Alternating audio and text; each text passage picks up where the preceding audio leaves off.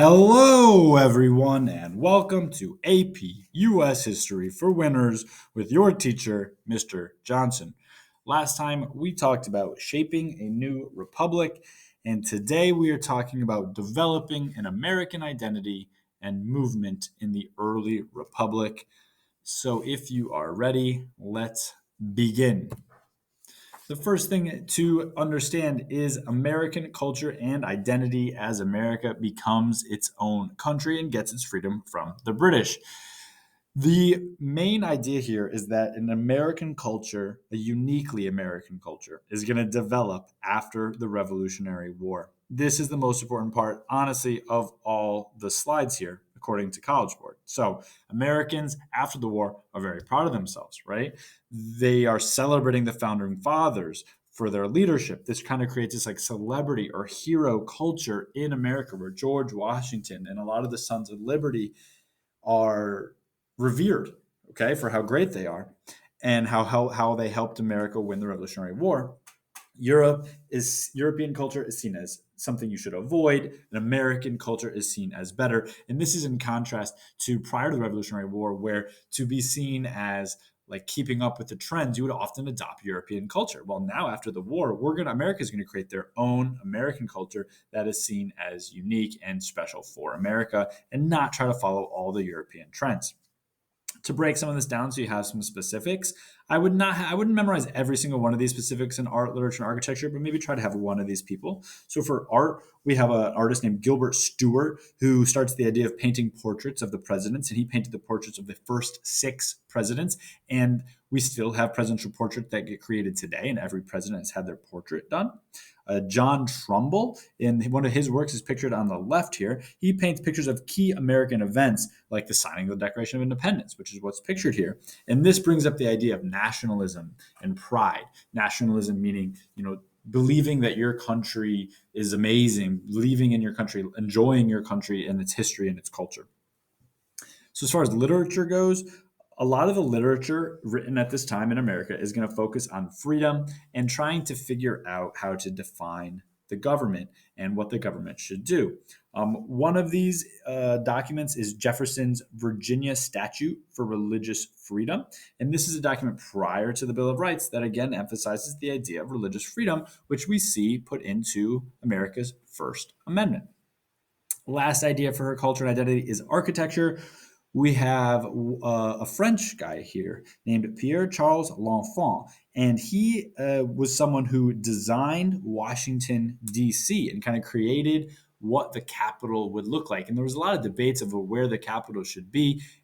Should it be north, south, Philadelphia, New York, somewhere in Virginia? And they kind of settled on where it is right now, which is between Virginia and Maryland. And Charles L'Enfant is kind of the one who designs the way it's going to look with the National Mall in the middle. And we have the White House and the Capitol building kind of all in one nice area. So it's a purposely planned city. And then Thomas Jefferson and his estate, Monticello, was another important piece of architecture. A lot of the architecture in Monticello is a callback to classic Greek and Roman architecture. And it's kind of like America's take on that. And because Jefferson's such a big fan of the French, there's a lot of French influences there as well. But again, main idea here is that a uniquely American culture develops after the war, where all the Americans are kind of priding themselves on being American and celebrating America's heroes. Now, there are some other ideas here to talk about for this lesson. One is Native Americans, and I want to make sure we're all aware of the status of Native Americans at this time post Revolutionary War. So, Native Americans, one of their main goals is to limit American expansion west. So, Native Americans do not want to see Americans continuing to push west. And one of the key battles that relates to this is called the Battle of Fallen Timbers, which takes place in 1794 in Ohio, and that is the battle that is pictured on the left here. And the natives they were led by someone named Little Turtle, and they were defeated. And as they're defeated, they are forced to sign a treaty called the Treaty of Greenville. The Treaty of Greenville. And that's where the natives ceded a significant amount of their land. And we will see throughout this course how the natives are often forced through battle or through negotiation to continue ceding a lot of their land, meaning giving up a lot of their land to the Americans. We also see that there's a lot of British alliances with Native Americans at this time, and they're allying Native Americans and supporting them and helping them kind of combat American influences. And so this is going to contribute to a lot of tension with America, and it's going to lead up into something we'll talk about in another unit called the War of 1812, where Britain invades America again. But we see, again, Britain is helping out a lot of these Native American groups. And one thing to note here is that the Constitution has no mention of how America should treat Native Americans. So when America creates treaties with Native Americans, those treaties are not always followed. They're not always enforced. And the states often do not follow these treaties, and they don't do what they are supposed to do, what they say they're going to do. And again, we're going to talk a lot more about this in our next unit. We'll see with something called the Indian Removal Act and Andrew Jackson, where a lot of Native Americans are forced off of their land, even though we decided that it wasn't allowed. Our government decided that shouldn't happen. It happens anyway. Okay, so Native Americans are getting a raw deal at this time. They are often pushed off their land through war or through negotiation. And Britain is trying to ally with them, which is going to increase those tensions.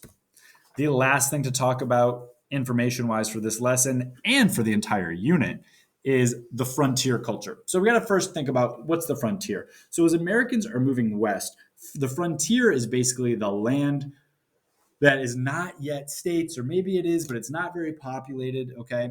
And this is on the western side of wherever Americans are living. And we're going to see distinct frontier culture. So this is in like the edges of, city and civilization life and what they would think of as wilderness, or where the Native Americans are more commonly found. Okay. And we have this group of people called the Paxton Boys, and they're Scots and Irish, and they tend to settle on the frontier, again, on the edges of the settlement. And they settle on this land without regard for who owns it, whether the Native Americans are there or the government says they can and cannot settle there. These Paxton Boys, these groups of people, often move onto this land regardless. And as a result, they often displace and suppress a lot of Native Americans. And there's a lot of vicious fighting back and forth between them, between the Paxton Boys, this group of people, and people living on the frontier in general with Native Americans. And like we said in our last slide, Native Americans are often forced off of their land as a result.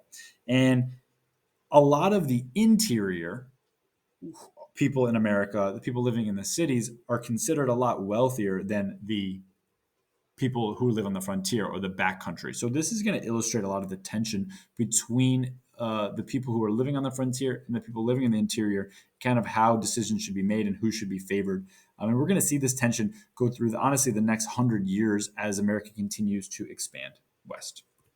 Okay, so that is it for our notes on developing an American identity and movement in the early republic. Let's break down our big ideas, as always, because it is very important to summarize and synthesize what we learned.